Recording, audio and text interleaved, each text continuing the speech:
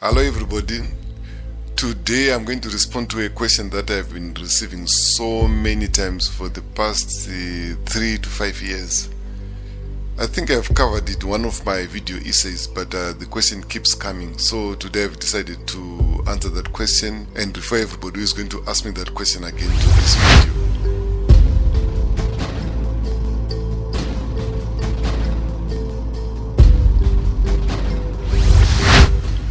I got the question from Bulekani Chabikwa. So before we go any further, let's listen to his voice note. How are you, Mr. Mono? I have an issue that I remember asking you, Mashure. I don't know kana makazoisa pamono, I don't know, but I have a question. Kuti, if you listen to music, yema yesterday yaitwa ni analog ya. Quality yacho, zhinji yacho up to now, it's perfect. Iri kutokunda digitalization. I can give you an example of music yana dembo, na big tempo, name yana everything yana shakata. And then if you can compare yaka digitalized ayenderana ne analog ekudala, azvitere kuti vanhu vadzokere kuanalog vacho vakanga vajera analog oro maproducers acho ndo ari kutadza kushandisa machine. So I don't know if you are able one of the days to explain to us the difference between the recording analog and digitalization, so that we may have an appreciation and understanding kuti zvinonyatsofambiswa sei, because I believe poor quality is also killing our music. Inogona kunge iri yanga iri right. Thank you, Bulekani. First of all, I would like to agree with you that there's a certain decline in the level of music in Zimbabwe. I'm not talking of the music in general, but I'm talking of organic music. And for the purposes of this video, when I mention the word organic music, I'm talking of music that's played live with live bands, music like Sungura, like Chimurenga, GT, or all Mbira-based music. When I say Mbira-based music, I mean music which is based on the Mbira music, like what Oliver Mtukudzi used to play, what Bundu Boys used to play, even Chimurenga music. It's all so under Mbira-based music. I think I know the reason why there's a decline in these genres, and I'm going to give you some examples. I'm also a musician who started music in the 80s, so I'm part of both dispensations. I started music during the analog era, and I'm still very active in the music industry right now in this digital era.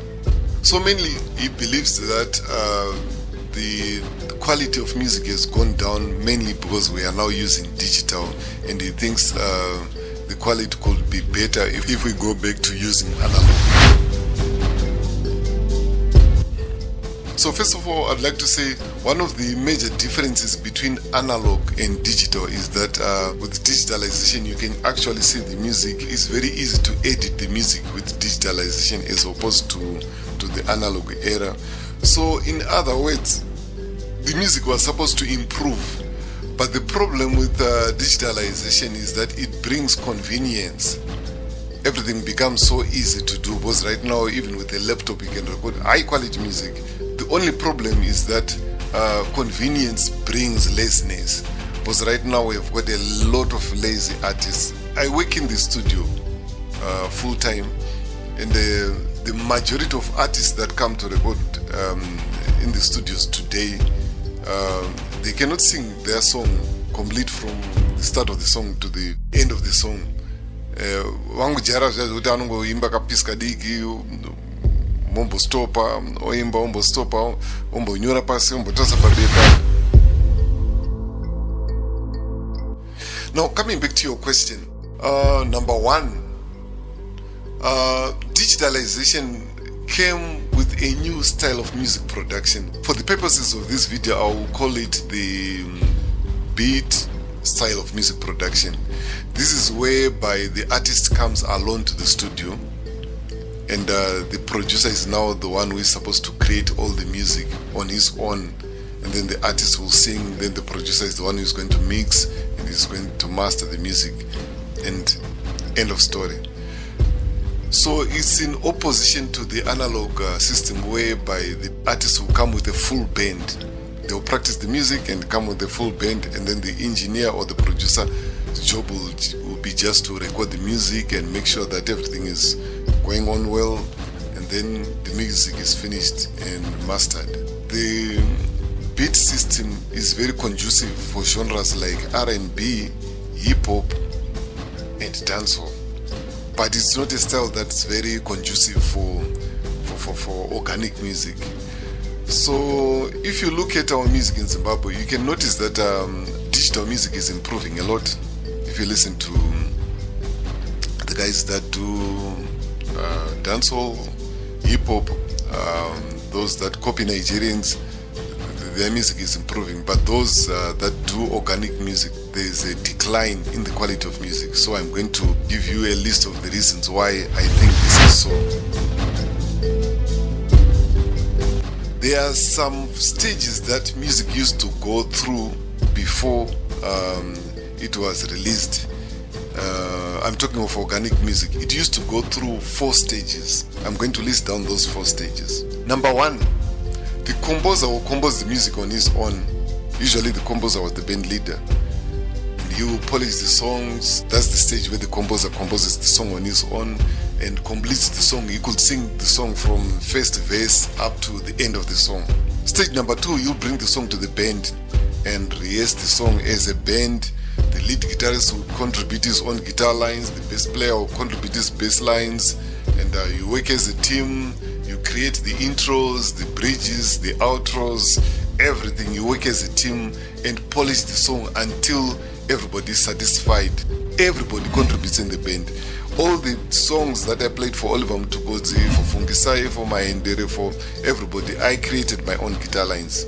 So that's how it works. So you will have a lot of contributions from the bass player, from the keyboardist, from the drummer, and then you work together, and the song will pass level number 2, which is the rehearsals. And then level number 3 is when you go for shows. You start playing the song during shows. That's when you will judge whether the tempo is too slow or it's too fast. That's when you will judge the mood of the song by the reaction of the crowd. And you pick a lot of notes from the way the crowd is reacting to the song. So that will be stage number 3. If the producer is going to add some ideas to the songs, just minimal, because the majority of the ideas will have been done already. So because of that, the music was released yato machua yanatso simba.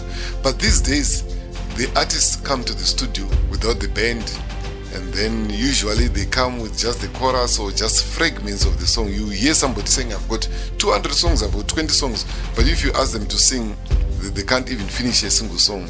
So they come to the studio with the fragments of a song, and then the producer alone is going to play the bass, he's going to program the drums, he's going to play the lead guitar, he's going to play the rhythm guitar on his own without any ideas from everybody else, or maybe with minimal ideas from the artists. So the song will just carry the ideas of one person. So according to me, that's a formula that's not conducive for organic music. It might work for hip-hop, it might work for dancehall, it might work for Niger music, it might work for Amapiano, but for organic music it doesn't work. Because right now, if you look at other organic music styles from other countries, like for example country music, they're still using the same style they used to do before digitalization. Our country music has never been digitalized. They're still doing the same for rock music. Rock music is still big, is still selling in the Western world. And if you listen to rumba, rumba is still selling. They're still using the old style. But here in Zimbabwe, artists who do organic music are now employing the beat rhythm style for organic music, and it's not working. It's not working according to me, because the level of music is gone down. One element of the analog era that I really admire is how band leaders would pick musicians for their sessions, or just in general, just their band members. They would pick very good musicians. If we say someone is a good guitarist, I mean it's someone who can replicate what he has been given. Or number two, they are very good at creating their own lines. That's a good guitarist. If you listen to most of the music that was recorded during the analog era, the guitar lines had identities. What I mean by that is, just by listening to a song within seconds, you can tell this song is Siwere, this song is Tongo Senda by Thomas Mafumo. Within a few seconds, there were some guitar lines that you could quote, this guitar line is for this song, this guitar line is for that song. Now these days, a song can go for 2-3 minutes and you'll be wondering, which song is this? And then when the vocalist starts singing, that's when you can say, oh, this song Yakat on. But it's not like that with music that was recorded during the analog era. As soon as you hear this line, within a few seconds you can tell this is Chitekete.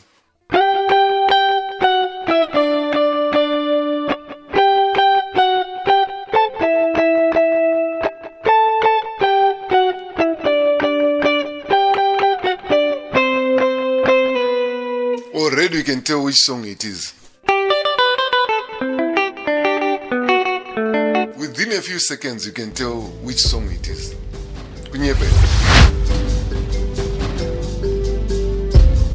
So generally, what I'm trying to say is the level of music is going down, not because of the digital system. It's supposed to be better, but the level of the music is going down because of the approach. So to prove to you that is the approach that we're using these days, I want to give you examples of songs that are timeless, that were recorded with digital systems. For example, the song Tozeza Baba, the song Andiro Dambutsuko. In fact, all the 4 albums that I worked with, all of them from Tsivo, Ngava, Tsimbaitsoka, Banana Tozeza Baba, Andiro Dambutsuko. We used the digital system, and those songs are timeless. I was also speaking to Mr. Botonya Mondera. He said that albums like I think it's Tafazgo by Macheso and Sunday Service by Charles Sharamba, and some Tonga Moyo albums were also recorded on digital systems. Everything started changing when the record labels went out of business and artists now had creative control. What we call creative control is the power to decide whether the music is now okay or not. Now, since the demise of record labels, artists are now paying their own studio time. As a result, they are the ones who are deciding whether the music is okay or not. Because right now, you cannot tell an artist with music. Besides that, studio equipment is now cheaper. You can record good quality with a laptop. So as a result, right now, a lot of artists now have studios. They are recording on their own. So the problem is not that we are using digital systems. The music is supposed to benefit from the digital system. It's supposed to be better. But the problem now is the approach, that idea of using the beat rhythm system instead of coming to the studio with a full band. Number one. Number two, the idea of recording music that's not matured. Number three, the idea of bringing musicians to the studio who are not good studio musicians. We have got different offices within the music industry. There are some instrumentalists, for example, guitarists who are good at copying what other guitarists have played. And then there are guitarists who are good at creating guitar lines that are memorable. That's why you notice that during the Rumba era, when Rumba was at its peak in the 90s, we had names like Diblo Dibala, Daliki Moko, Chakunene, Lokasa Yambongo. Those were the top session musicians that were hired by almost everybody because they wanted their songs to have distinct guitar lines, distinct melodies and distinct arrangements. So when you come to the studio, you don't just bring anybody. You bring session musicians or musicians that are good at creating lines, that are good at arranging music, so that it just doesn't appear like a jam session. Because a lot of music that's being recorded these days are just jam sessions. So in 20, 15 guitar lines. But if you listen to music that's timeless. Usually they just have 3-4 lines, melody lines, song yes, or so. In conclusion, I'd like to say to Buloikani, the problem is not that we're using the digital system. The digital system is supposed to improve the music, but the problem is people have become lazy. It's not the digital system.